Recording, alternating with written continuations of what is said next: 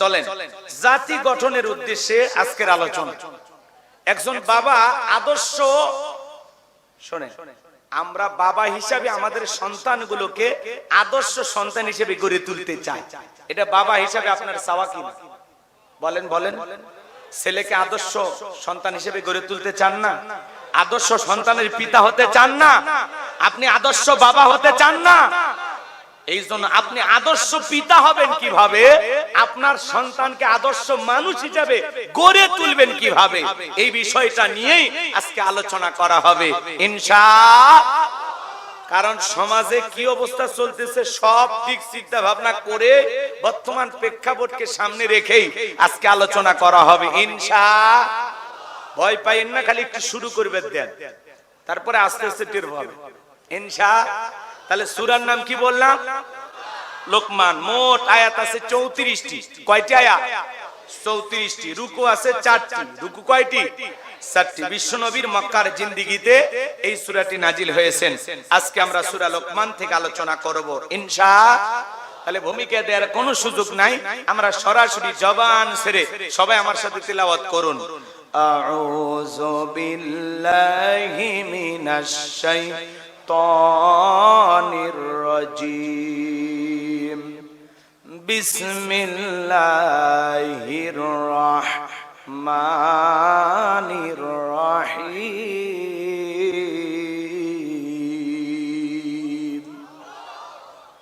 বিতাড়িত মুরতাদ শয়তানের কাছ থেকে আল্লাহ পাকের কাছে আশ্রয় প্রার্থনা চাচ্ছি। পরম করুণাময় অসীম দয়ালু আল্লাহ তাআলার নামে শুরু করছি। আমরা যে কোনো কাজ শুরু করব কার নামে? আরো জোরে বলেন, কার নামে? তাহলে সূরার নাম কি বললাম? লোকমান। ভাই ওটা বসা করবেন না, পরিবেশটা বজায় রাখবেন, আমাকে একটু বলার সুযোগ করে দেন। 12টা পর্যন্ত ধৈর্য নিয়ে কারা কারা বসে থাকবেন না তারা হাত তোলেন। হ্যাঁ, 12টা পর্যন্ত কারা কারা বসে থাকবেন দুই হাত তুলে বলেন ইনশাআল্লাহ। জোরে বলেন ইনশাআল্লাহ। ইনশাআল্লাহ। শেষে একটা আওয়াজ দিয়ে তাকবীর দেন, লিল্লাহি তাকবীর। হাত নামান। যারা বিয়ে করেছেন তারা একবার আল্লাহু আকবার বলবেন, আর যারা বিয়ে করেন না অবিবাহিত তারা একবার আল্লাহু আকবার বলবেন। দেখি তো আওয়াজের দিক দিয়ে আমরা বেশি দুর্বল হইলাম নাকি যুবকেরা? দেখে একটু দেখার দরকার নাই তো? যারা বিবাহিত পুরুষ এরা রেডি তো? হ্যাঁ, আপনারা যারা বিবাহিত তারা হাত তোলেন। যারা বিবাহিত একটা হাত তুলে তাকবীর দেবেন। রেডি তো? না না, শোনেন, আওয়াজ বুঝে শুনে দেন, ওদের কাছে কিন্তু হারা যাবি না। বিয়ে অবিয়ে ফুটবল খেলা হয় না, হাডুডু হয় না, তো বোঝেনি তো? আজকে ওদের সাথে আমরা নামছি, দেখা যাক কি হয়। রেডি তো? লিল্লাহি তাকবীর, লিল্লাহি তাকবীর। হাত নামা। এইবার যারা যুবক আছো বাবা, বিয়ে করো নাই, তোমরা হাত তোলো। ময়না, এলাকায় এত অবিবাহিত যুবক, আর আমরা মেয়ে বিয়ে দেব পাত্র খুঁজে পাই না বাবা। 2-4টা বিয়ে শাদী গাই বান্ধাই কইরো বাবা। হ্যাঁ, হাত তোলো যুবক। এতে দেখেন অনেক অনেক যুবক আবার দুর্বল, দুই হাত সোজা করারও শক্তি নেই। এই যুবকের যে বিয়ে হবে কেমনে আমি তো চিন্তায় আছি। লিল্লাহি তাকবীর, লিল্লাহি তাকবীর। আজ তো মনে হয় এরাই বেশি দিল নাকি? সবাই মিলে একবার হাত তুলে লিল্লাহি তাকবীর, লিল্লাহি তাকবীর। হাত সমান সমান। তাও তোমাদেরকে একটু আগায় রাখলাম, তোমরা বিয়ে করো নাই তো বাজার হাটে যাও নাই, বুঝবা কেমন? আচ্ছা যাই, আমরা এই হাটে বাজারে যাই, কি অবস্থা পরে বলতেছি। ব্রেকিং নিউজ আছে, কথা কন না? গজব পড়ছে বাজারে, পরে বলতেছি, কষ্ট হচ্ছে আপনাদের? তাহলে সূরার নাম লোকমান। আমার ভাইয়েরা, লোকমান একজন মানুষের নাম। কার নাম? কিন্তু মানুষ হলেও উনি সাধারণ মানুষ না, জ্ঞানী মানুষ। সুবহানাল্লাহ বলেন। সম্মানিত ভাইয়েরা আমার, লোকমানে হাকিম কোন নবী ছিলেন না, রাসূল ছিলেন না, ছিলেন একজন জ্ঞানী মানুষ। লোকমানে হাকিম চেহারাটা দেখতে কালো, অন্তর ছিল ভালো, তার জীবনের উপদেশগুলো কথাগুলো আল্লাহর পছন্দ হলো, এই জন্য আল্লাহ পাক তার কথাগুলোকে কোট করে কোরআনুল কারীমের ভিতরে তার নামে একটি সূরা নাজিল করলো। জমিনের একজন বান্দা, তার কথা আসমানের মালিক আল্লাহর পছন্দ হয়, তাহলে এই বান্দা সাধারণ বান্দা না, অসাধারণ বান্দা। আর এই বান্দা এমন কথা বলেছেন যে কথা আল্লাহর কাছে দামি লেগেছে। সুবহানাল্লাহ। জমিনের একজন বান্দা লোকমানে হাকিম, তার জীবনের কথাগুলো আল্লাহ তাআলার কাছে এত পছন্দ হয়েছে যে আল্লাহ তাআলা তার এই কথাগুলোকে কোট করে তার নামে একটি সূরা দিয়েছেন। সুবহানাল্লাহ। লোকমানে হাকিম পিতা হিসাবে কেমন পিতা ছিলেন? আপনি আমি পিতা হিসাবে আপনার আমার দায়িত্বটা কি, কর্তব্যটা কি? কথা বোঝেন নাই? আমার কথা কি বুঝতেছেন? আপনি আদর্শ পিতা হবেন কিভাবে, আপনার সন্তানকে আদর্শ মানুষ হিসেবে গড়ে তুলবেন কিভাবে, যে প্রেক্ষাপট, যে বর্তমান পরিবেশ পরিস্থিতি, এমন অবস্থার মধ্যে আমরা আমাদের সন্তানগুলোকে কন্ট্রোল করব কিভাবে, দিন শিখাবো কিভাবে, কিছু বিষয় খুবই গুরুত্বপূর্ণ, যেটা আপনার আমার জানা একান্ত জরুরি। কথা বলেন ঠিক কিনা? খুব বিষয় বলবো। আমি যদি এখন আপনাদেরকে প্রশ্ন করি, সন্তানদের প্রতি পিতা মাতা হিসাবে আপনাদের হক কয়টি, আপনারা বলতে পারবেন? কথা বলেন না। অনেক অভিভাবক আমরা ফায়কার ফে আল্লাহ কি হবে বাবা হিসাবে ও পাস। আচ্ছা, ভালো করে বোঝেন, আমি আপনাদেরকে ছোট করার জন্য বলতেছি না। আমাকে এই জায়গায় বসায় দিয়েছেন, আমার একটা দায়িত্ব, সেই হিসাবে আমি কিছু কথা আপনাদের উদ্দেশ্যে বলবো। মন চাইলে আপনারা আমল করবেন, না হলে আমল করবেন না। আমার চাইতে অনেক জ্ঞানী গুণী মানুষ এই মাহফিলে উপস্থিত হয়েছেন। কথা বলেন ঠিক কিনা? যাদের ছাত্র হতে পারলে আমি অদমের কিসমত খুলে যেতে পারতাম, যাদের পায়ের জুতাগুলো সোজা করে দিলে হয়তোবা তাদের দোয়া পাইতাম। কথা বলেন ঠিক কিনা? আমার কোনো এলেম নাই, জ্ঞান নাই। এলেম আর জ্ঞান দেওয়ার একমাত্র মালিক কে? قالوا سبحانك لا علم لنا الا ما علمتنا انك انت العليم الحكيم। বলুন সুবহানাল্লাহ। জ্ঞান দানের মালিক কে? আমার আল্লাহ ডেকে বলেন, ওয়ালাকাদ আতাইনা দাউদা সুলাইমানা ইলমা। আরো জোরে বলেন আল্লাহু আকবার। আমার আল্লাহ ডেকে বলেন, আমি পয়গম্বর দাউদ এবং সুলাইমানকে ইলম আর জ্ঞান দিয়েছিলাম। আল্লাহর নবী দাউদ আলাইহিস সালামকে আল্লাহ পাক জ্ঞান দিয়েছিলেন, ইলম দিয়েছিলেন। বলেন তো নবী রাসূলদেরকেও ইলম আর জ্ঞান দিয়েছিলেন কে? আরো জোরে বলেন তো কে? সংক্ষিপ্ত কথা 2 মিনিটে বলে দিয়ে যায়, এরপরে মূল আলোচনায় চলে যাব। নবী দাউদ আলাইহিস সালাম জীবনের শেষ প্রান্তে গিয়ে পয়গম্বর যখন বাজান গো আমার জাবুর কিতাব তেলাওয়াত করতেন, পয়গম্বরের তেলাওয়াত শোনার জন্য সমুদ্রের মাছগুলো পর্যন্ত কিনারায় ভিড় জমায়ে দিত। বলুন সুবহানাল্লাহ। সেই নবী দাউদ আলাইহিস সালাম বাজান গো আমার জীবনের শেষ প্রান্তে গিয়ে বলে, আল্লাহ আমার মৃত্যুর পরে আপনি কাকে পরবর্তীতে ফিলিস্তিনের বাদশাহী দান করবেন? আমার আল্লাহ ডেকে বলে, নবী দাউদ তোমার পরবর্তীতে আমি ফিলিস্তিনের বাদশাহী তাকে দান করব। আমার পক্ষ থেকে নিয়ামতে বড় একটা সিন্ধুক যাবে, ওই সিন্ধুকের ভিতরে 3টা জিনিস থাকবে। কোনটার নাম কি, কোনটা দিয়ে কি কাজ হয়, যে বলে দিতে পারবে, বুঝতে পারবেন পয়গম্বর, তাকে আমি আল্লাহ পাক তোমার পরবর্তীতে ফিলিস্তিনের বাদশাহী দান করব। চিৎকার মেরে বলুন সুবহানাল্লাহ। নবী দাউদ এই কথা শোনার পর হাজার হাজার জনগণকে উপস্থিত করে ডেকে বলে, দেশের জনগণ শোনো দিয়ামন, আমি নবী দাউদ তোমাদের কাছে একটা প্রশ্ন করব। আল্লাহর পক্ষ থেকে একটা নিয়ামতে ভরা সিন্ধুক আসবে, এই সিন্ধুকের ভিতরে 3টা জিনিস থাকবে। কোনটার নাম কি, কোনটা দিয়ে কি কাজ হয়, তোমরা কি কেউ বলে দিতে পারবা? পয়গম্বরের সামনে উপস্থিত হওয়া হাজার হাজার জনগণ মাথা নত করে চলে যায়। পয়গম্বর প্রশ্নের উত্তর কেউ দিতে পারলো না ভাই।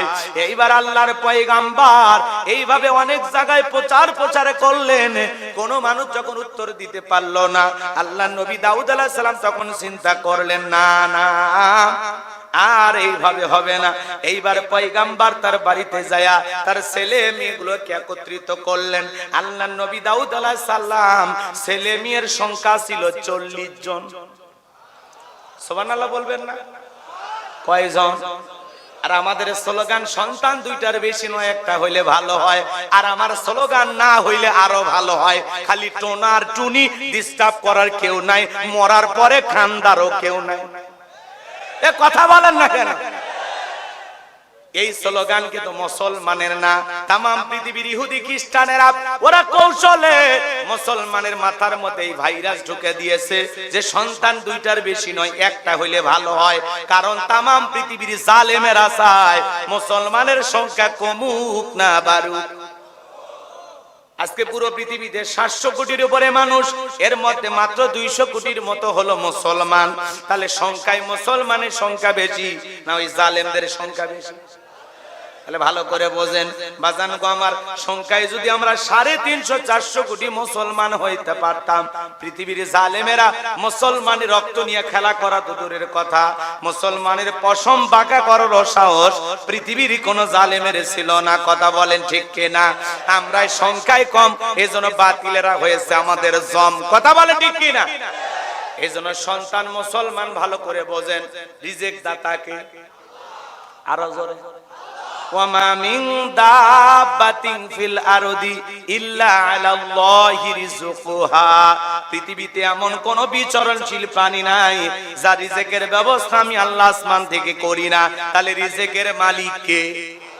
আরো জোরে বলেন কে?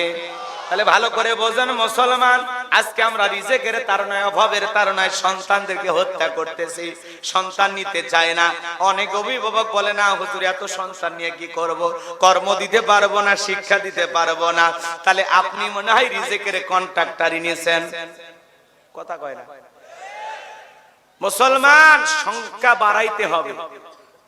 মুসলমানের সংখ্যা যখন বাড়বে, বাতিলেরা তখন মুসলমানদেরকে দেখে ভয় পাবে। কথা বলেন ঠিক কিনা? আমার ভাইয়েরা, পরিবার পরিকল্পনা করা ভালো। আমার দেশের মানুষেরা পরিবার পরিকল্পনা করে না। পরিবার পরিকল্পনা করা ভালো। এই ছেলেকে ডাক্তার বানাবো, এর ইঞ্জিনিয়ার বানাবো, এর হাফেজ বানাবো, এর আলেম বানাবো, এলাকার সবচেয়ে বড় মসজিদের খতিব বানাবো। সন্তানদেরকে নিয়ে প্ল্যান করা ভালো। কথা বলেন না কেন? কিন্তু আমরা কি করি? মারিবার পরিকল্পনা। কোন ট্যাবলেটে টেনশন মুক্ত? কথা কন না কে? এরকম আছে না নাই? বাজান গো, মন খারাপ করবেন না। আমরা কমানোর ধান্দায় আছি, আমার আল্লাহ আছেন বাড়ানোর ধান্দায়। এখন শোনা যায়, মাঝে মাঝে শোনেন না, এই যে সৌদি আরবের এক মহিলা সন্তান জন্ম দিয়েছে একসাথে 11টা। বাংলাদেশে 4টে পর্যন্ত হয়েছে আমি শুনছি। আপনারা কয়টা পর্যন্ত শুনছেন? 4টে না? একসাথে আল্লাহ 4টে দিচ্ছে। আপনি নিয়ে আমার ধান্দা আছে নিয়ে একটা, একবার নেবেন তো ও আল্লাহ একসাথে 4-5টা দিয়ে দেবে। কথা বলে ঠিক কি না? মাজান গো আমার, এইবার নবী দাউদ আলাইহিস সালাম সন্তানদেরকে একত্রিত করে ডেকে বলেন, ও আমার সন্তানেরা, আল্লাহর পক্ষ থেকে নিয়ামতে বড় একটা সিন্ধুক আসবে। ওই সিন্ধুকের ভিতরে 3টা জিনিস থাকবে। কোনটার নাম কি, কোনটা দিয়ে কি কাজ হয়, তোমরা কি কেউ বলতে পারবা? পয়গম্বরের বড় ছেলে বলতে পারে না, মেজো ছেলে বলতে পারে না। 19 বছরের টকবকে যুবক, নাম হলো সুলাইমান, হাত তুলে বলে লাব্বাইক আব্বাজান, আপনি যদি অনুমতি দেন আমি সুলাইমান বলে দিতে পারবো ওই সিন্ধুকের ভিতরে 3টা জিনিস কি কি আছে, কোনটার নাম কি, কোনটা দিয়ে কি কাজ হয়। নবী দাউদ ডেকে বলে, বাবা তুমি ছোট মানুষ, না বুঝে একটা কথা বলো। নবী দাউদ আলাইহিস সালামের কথা শুনে ছেলে সুলাইমান ডেকে বলে, আব্বাজান আমাকে একবারে ছোট মনে করবেন না, আমার বয়স যখন 14-15 হয়ে গেছে, আমি যখন জঙ্গলের পাশ দিয়ে হেঁটে যাই, ওই জঙ্গলের একটা প্রাণী আর একটা প্রাণীর সাথে, একটা পশু আর একটা পশুর সাথে কি কথা বলে, কোন ভাষায় কথা বলে, আমি জঙ্গলের পশু প্রাণীর ভাষাও বুঝতে পারি। আব্বা আমারে ছোট মনে করবেন না, আমার বয়স যখন 14-15 হয়ে গেছে, দূর আকাশে পাখি ডানা মেলে উড়ে যায়, ওই একটা পাখি আর একটা পাখির সাথে উঠতে গিয়ে কোন ভাষায় কথা বলে, কি কথা বলে, আমি জমিনের উপর দাঁড়াইয়া পাখিদের ভাষাও বুঝতে পারি। নবী সুলাইমানকে আল্লাহ পাক এমন এলেমার ক্ষমতা দিয়েছিলেন বাজান, পিপিলিকার ভাষা পর্যন্ত বুঝতেন। সেই নবী বলবেন 3টা জিনিস সিন্ধুকে আল্লাহ কি কি পাঠাবেন, কোনটার নাম কি, কোনটা দিয়ে কি কাজ হয়। আপনারা কি শুনবেন? কারা কারা 2 হাত তুলে একবার দেখান, লিল্লাহে তাকবীর। আরো বলে লিল্লাহে তাকবীর। তাহলে বাজান গো আমার, লোকমানে হাকিম কোন নবী ছিলেন না, রাসূল ছিলেন না, ছিলেন একজন জ্ঞানী ব্যক্তি। বাজান গো আমার, চেহারাটা দেখতে কালো ছিল, খুব বেশি লম্বা ছিলেন না, বেটো মানুষ ছিলেন, খাটো মানুষ ছিলেন, ঠোঁটগুলো ছিল মোটা, চেহারার মধ্যে খুব একটা সৌন্দর্য ছিল না বাজান। কিন্তু চেহারা যদিও কালো, তার জীবনের কথাগুলো আল্লাহর কাছে পছন্দ হলো। এজন্য আল্লাহ রাব্বুল আলামিন লোকমানে হাকিমকে হিকমত আর জ্ঞান দিয়েছিলেন। তিনি কে? আরো জোরে বলেন তো কে? এইজন্য আল্লাহ পাক ডেকে বলেন, ওয়ালাকাদ আতাইনা লুকমানাল হিকমাতা আনিশকুরু লিল্লাহ ওয়া মান ইয়াশকুরু ফাইন্নামা ইয়াশকুরু লিনাফসিহি ওয়া মান কাফারা ফাইন্নাল্লাহা গনিয়্যুন হামিদ। আমার আল্লাহ ডেকে বলেন, আমি লোকমানে হাকিমকে হিকমত দিয়েছিলাম, জ্ঞান দিয়েছিলাম এবং বলেছিলাম, লোকমান তুমি আমার শুকরিয়া আদায় করো। লোকমানে হাকিম কৃতজ্ঞতা আদায় করেছিলেন কার? প্রশংসা করেছিলেন কার? শুকরিয়া আদায় করেছিলেন কার? লোকমানে হাকিম শুকরিয়া আদায় করাতে লোকমানে হাকিমের সম্মান মর্যাদা কমেছে না বেড়েছে? শুকরিয়া আদায় করলে সম্মান মর্যাদা বাড়ায় দেবেন কে? আরো জোরে বলেন কে? এই জন্য আল্লাহ ডেকে বলেন, আমি লোকমানে হাকিমকে হিকমত দিয়েছিলাম, জ্ঞান দিয়েছিলাম এবং বলেছিলাম, লোকমান তুমি আমার শুকরিয়া আদায় করো। আমার আল্লাহ ডেকে বলেন, যারা শুকরিয়া আদায় করে সে তার নিজের জন্যই আদায় করে, আর যারা শুকরিয়া আদায় করে না তাদের জেনে রাখা উচিত আমি আল্লাহ অমুখাপেক্ষী, আমি আল্লাহ নিজেই প্রশংসিত। বলুন সুবহানাল্লাহ। ডাকলে বান্দার লাভ, আমার আল্লাহর কোনো লাভ নাই। না ডাকলে বান্দার লস, আমার আল্লাহর কোনো লস নাই। तमाम পৃথিবীর মানুষগুলো যদি একত্রিত হয়ে আল্লাহকে আল্লাহ বলে ডাক দেয়, আমার আল্লাহর সম্মান মর্যাদা বাড়ে না। तमाम পৃথিবীর মানুষগুলো যদি এক জায়গায় হয়ে আল্লাহকে আল্লাহ বলে ডাক না দেয়, আমার আল্লাহর সম্মান মর্যাদা কমে না। আপনি ডাকলেও আমার আল্লাহ আল্লাহ, না ডাকলেও আমার আল্লাহ আল্লাহ। 5 বছর পরে ভোট দিয়া নির্বাচন কইরা আল্লাহ নির্বাচিত করা যায় না। এজন্য আল্লাহ বলতেছেন, কোরআনের ডাইরেক্ট আলোচনা ভালো করে বোঝেন। আমার আল্লাহ ডেকে বলেন, যারা শুকরিয়া আদায় করে, প্রশংসা আদায় করে, সে তার নিজের জন্যই আদায় করে। প্রশংসা করলে তার নিজের লাভ, আর প্রশংসা না করলে এতে নিজেরই লস। কথা বোঝা গেল? তাহলে আল্লাহর প্রশংসা, আল্লাহর কৃতজ্ঞতা আদায় করলে বান্দার লাভ, আমার আল্লাহর কোনো লাভ। লাভটা কি? কৃতজ্ঞতা প্রশংসা আদায় করে আল্লাহর পছন্দের গোলাম হতে পারলে ঠিকানা জান্নাত। সুবহানাল্লাহ বল। আবার যারা অকৃতজ্ঞ, নাফরমান, অবাধ্য, আল্লাহর গোলাম হবে, আল্লাহর কৃতজ্ঞতা আদায় করবে না, এদের ঠিকানা হবে জাহান্নাম। কথা বলে ঠিক কিনা? তাহলে প্রশংসা আদায় করা লাগবে কার? আরো জোরে বলেন। কেন প্রশংসা আদায় করবেন না? যে আল্লাহ পাক এত সুন্দর করে পৃথিবীর জমিনে বসবাস করার তৌফিক দান করেছেন, কেন আল্লাহর কৃতজ্ঞতা প্রকাশ করবেন না? দেখেন না রেল স্টেশনে কত মানুষ মাথার তলে ইট দিয়ে ঘুমায়, বালিশ নাই। কথা বলেন না কেন? শুধুমাত্র ওই রেল স্টেশনের ফ্লোরের উপরে ঘুমাইতেছে, নিচে কোনো তোষক নাই, খাট নাই। এরপরেও বলেন তো ওই বান্দা শুকরিয়া আদায় করে কার? রাস্তার একটা ভিক্ষুক মানুষের দ্বারে দ্বারে ভিক্ষা চায়, ওর চাই থেকে আল্লাহ আপনাকে ভালো রাখে নাই। রেল স্টেশনে লোকটা শুয়ে আছে, ওই যে কাগজের তৈরি করা ঘর বাড়ি যাযাবর আমরা যাদেরকে বলি, রাস্তাঘাটে বিভিন্ন জায়গায় দেখেন না কাগজ দিয়ে ঘর বানায়, ওই ঘরে ঘুমাইতেছে, ওর চাই থেকে আল্লাহ আপনাকে ভালো রাখে নাই। কথা বলে না কেন? আপনার একটা ছোটখাটো দোকান আছে এই সুগার মিল বাজারে, এতে শুকরিয়া আদায় করবেন কার? আরো জোরে বলেন কার? আপনার একটা টিনের বেড়াওয়ালা ঘর আছে, মাটির ঘর আছে যেমনই থাক, এই দুনিয়াতে এমনও মানুষ আছে যার ঘর নাই, বাড়ি নাই। আপনার ব্যাংকে লক্ষ লক্ষ টাকা আছে, এই দুনিয়ার জমিনে এমনও মানুষ আছে 10টা টাকা ওষুধ খাওয়ার মতো নাই। মানুষের দ্বারে দ্বারে ভিক্ষা করে টাকা পাইয়া ওই টাকা দিয়ে চিকিৎসা করে। আল্লাহ কি তার চাইতে আপনাকে ভালো রাখে নাই? আপনি যে সুস্থ আছেন, সুন্দর আছেন, হাত পাটা সুন্দর আছে, এতেই প্রশংসা আদায় করতে হবে কার? আল্লাহ যাকে যে অবস্থানে রেখেছেন, যতটুকু আল্লাহ দিয়েছেন ততটুকু পেয়ে শুকরিয়া আদায় করব কার? লা ইন শাকারতুম লাযিদান্নাকুম ওয়া লা ইন কাফারতুম ইন্না আযাবি লাশাদীদ। যারা নিয়ামত পাওয়ার পরে শুকরিয়া আদায় করে, আমি আল্লাহ পাক তাদের নিয়ামতের ভিতরে বরকত দেই। সুবহানাল্লাহ। তাদের নিয়ামতগুলোকে বাড়াইয়া দেই। আর যারা নিয়ামত পাওয়ার পরে শুকরিয়া আদায় করে না, কৃতজ্ঞতা প্রকাশ করে না, আমি আল্লাহ পাক তাদের নিয়ামতগুলোকে ছেনায় নেই এবং তাদের জন্য রয়েছে কঠোর আযাব, শাস্তির ব্যবস্থা। জোরে কোন নাউযুবিল্লাহ। ভাইরা আমার, তাহলে সদা সর্বদাই আল্লাহ ভিক্ষুক বানাই নাই। কথা বলেন, আল্লাহ আপনাকে ভিক্ষুক বানাই নাই।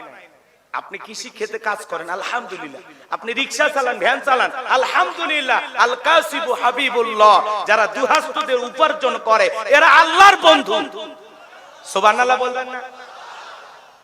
আপনার তো কর্ম করার হাত আছে। এই দুনিয়াতে এমনও মানুষ আল্লাহ পাঠাইছে যার দুটো হাতই নাই, তা তার চাইতে ভালো নাই? কথা বলে না বাজান গো আমার।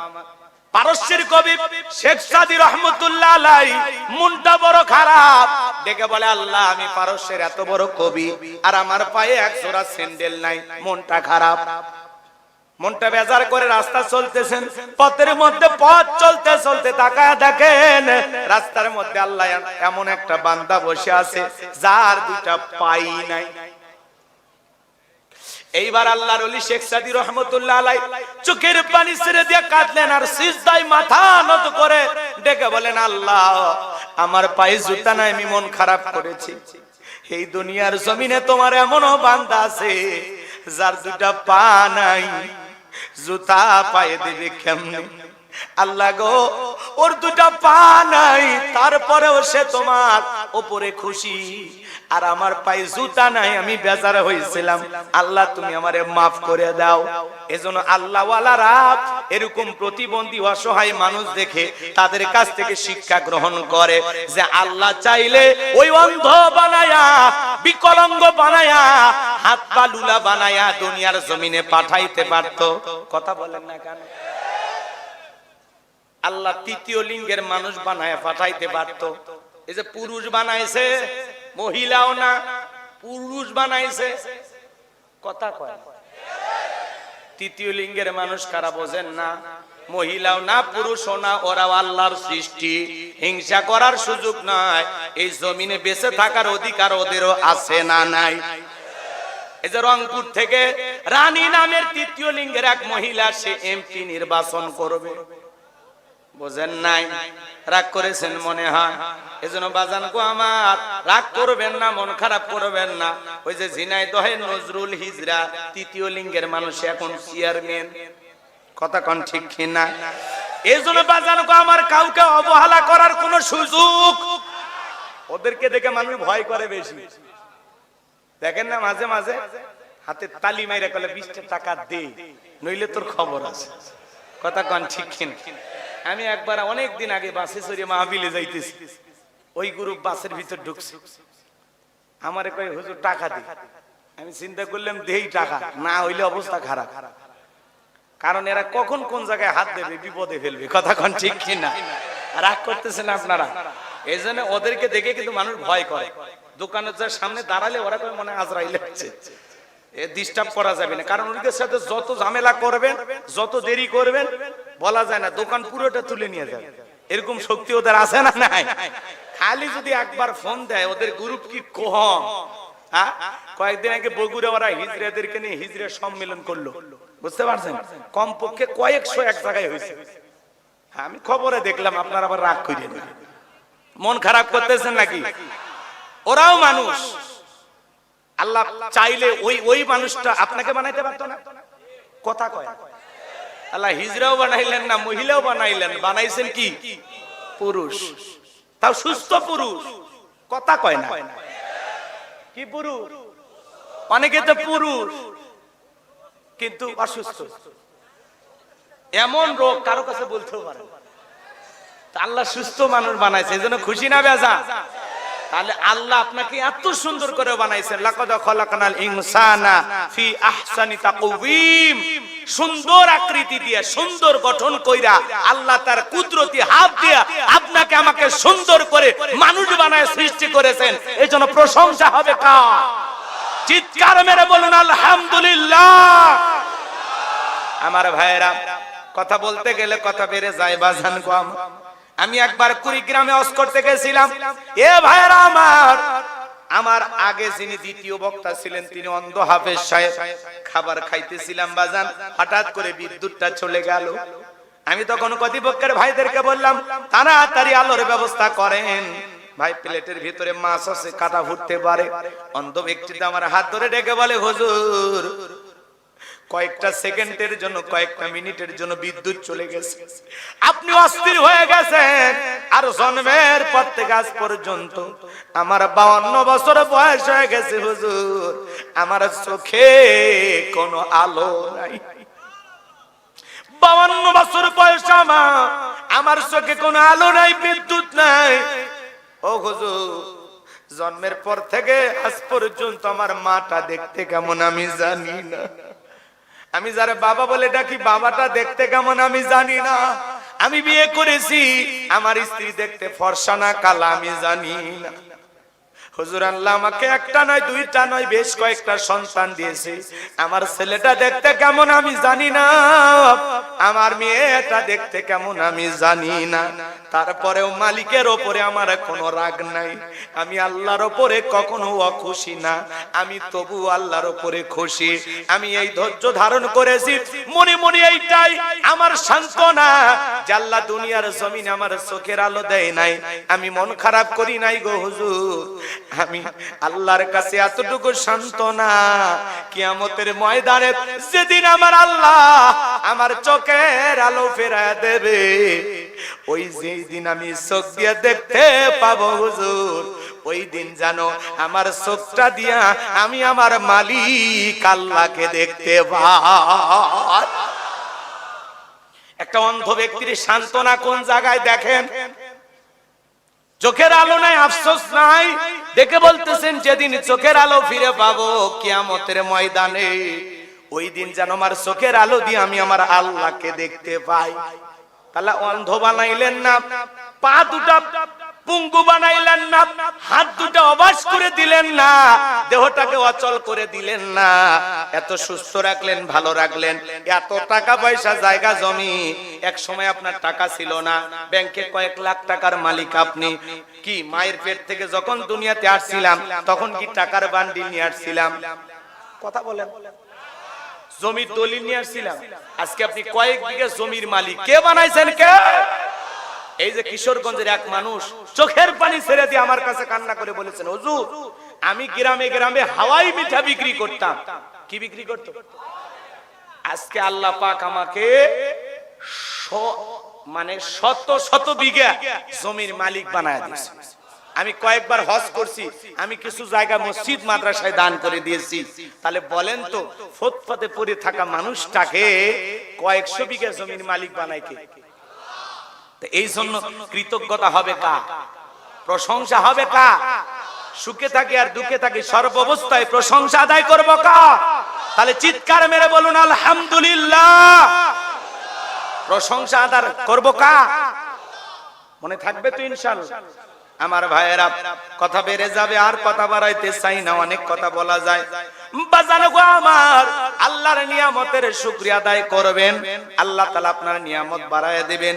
নিয়ামতের শুকরিয়া আদায় করবেন না, আস্তে আস্তে নিয়ামত ছিনায় নেবেন কে? আরো জোরে বলেন। ওই যে মুসা আলাইহিস সালামের ঘটনাটা আপনারা অনেকেই শুনেছেন।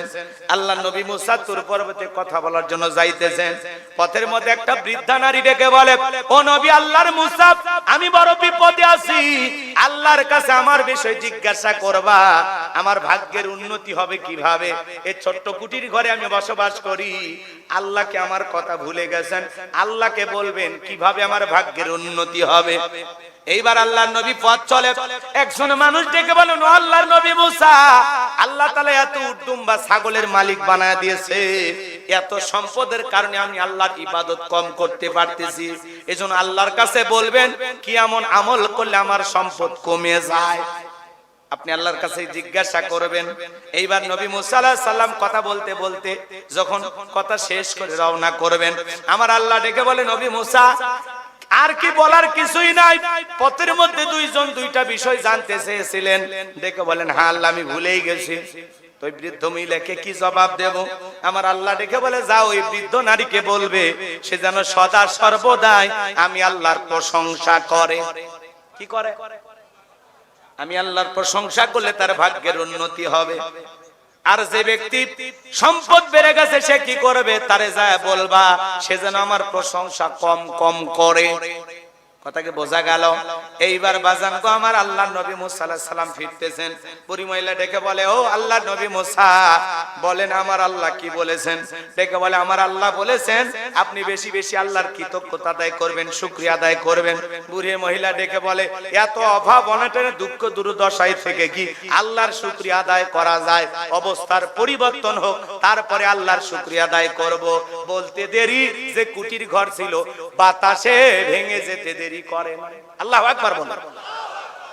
আমার ভাইরা, এইবার ওই ব্যক্তি ডেকে বলে, আল্লাহর নবী মুসা সম্পদ এত বেড়ে যায় কি করব? বলে, আমার আল্লাহ বলেছেন তুমি আল্লাহ তাআলার প্রশংসা কম কম করে আদায় করবা। ওই লোকটা ডেকে বলে, কেন কম কম আদায় করব? যে আল্লাহ এত ভালো রেখেছেন, এত নিয়ামত দিতেছেন, সে আল্লাহর প্রশংসা কেন কম কম আদায় করব? যে আল্লাহ ভালো রেখেছেন, সুস্থ রেখেছেন, এত নিয়ামত দিয়েছেন, সে আল্লাহর প্রশংসা আমি আজ থেকে আরো বেশি বেশি করে আদায় করব। আল্লাহর বান্দা প্রশংসা আদায় করলেন, আমার আল্লাহ তার সম্পদ আরো বেশি বাড়ায়া দিলেন। বলুন সুবহানাল্লাহ। তাহলে প্রশংসা আদায় করব কার? এজন্য আল্লাহ রাব্বুল আলামিন বলেন, ওয়ালাকাদ আতাইনা লুকমানাল হিকমাতা আনিশকুরু লিল্লাহ ওয়া মান ইয়াশকুরু ফাইন্নামা ইয়াশকুরু লিনাফসিহি ওয়া মান কাফারা ফাইন্নাল্লাহা গনিয়্যুন হামিদ। আমার আল্লাহ দেখে বলেন, আমি তো লোকমান হাকিমকে হিকমত দিয়েছিলাম এবং বলেছিলাম, লোকমান তুমি আমার শুকরিয়া আদায় করো। লোকমান হাকিম আমি আল্লাহর শুকরিয়া আদায় করেছিল।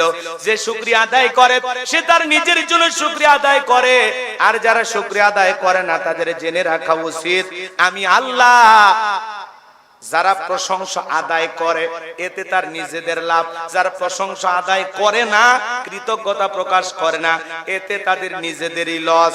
যারা প্রশংসা আদায় করে না, অকৃতজ্ঞ, তাদের জেনে রাখা উচিত আমি আল্লাহ অমুখাপেক্ষী। আমার আল্লাহ কারো মুখাপেক্ষী নন। আল্লাহুস সামাদ, তিনি অমুখাপেক্ষী। আল্লাহু আকবার বলেন। এবং আমার আল্লাহ ডেকে বলেন, আমি নিজেই প্রশংসিত, আমার প্রশংসা কারো করা লাগবে না, আমি আল্লাহ নিজেই প্রশংসিত। সুবহানাল্লাহ বলবেন না? আমার ভাইয়েরা, লুকমান হাকিম ভালো করে বুঝবেন বাজান গো আমার। লুকমান হাকিম শুধুমাত্র মাঠে ময়দানে ওয়াজ নসিহত করতেন, উপদেশ দিতেন এমনটা নয়। তার কলিজার টুকরা সন্তানদেরকে একত্রিত করে লুকমান হাকিম কি উপদেশ দিতেছেন, বাবা হিসাবে আপনার সন্তানকে কি উপদেশ দেবেন, কি কথাগুলো সন্তানকে শেখাবেন, ভালো করে বোঝার চেষ্টা করবেন। আমার আল্লাহ দেখে বলেন, ওয়াইদ ক্বালা লুকমানু লিবনিহি ওয়া হুয়া ইয়াইযুহু ইয়া বুনাইয়া লা তুশরিক বিল্লাহ ইন্নাশ শিরকা লাযুলমুন আযীম। আমার আল্লাহ ডেকে বলেন, স্মরণ করো লোকমান হাকিমের কথা। যখন লোকমান হাকিম তার কলিজার টুকরা সন্তানদেরকে একত্রিত করে বলতেছেন, ইয়া বুনাইয়া লা তুশরিক বিল্লাহ, হে আমার বৎস, আমার কলিজার টুকরা সন্তান, আল্লাহর সাথে কখনো কাউকে শরীক করা যাবে না।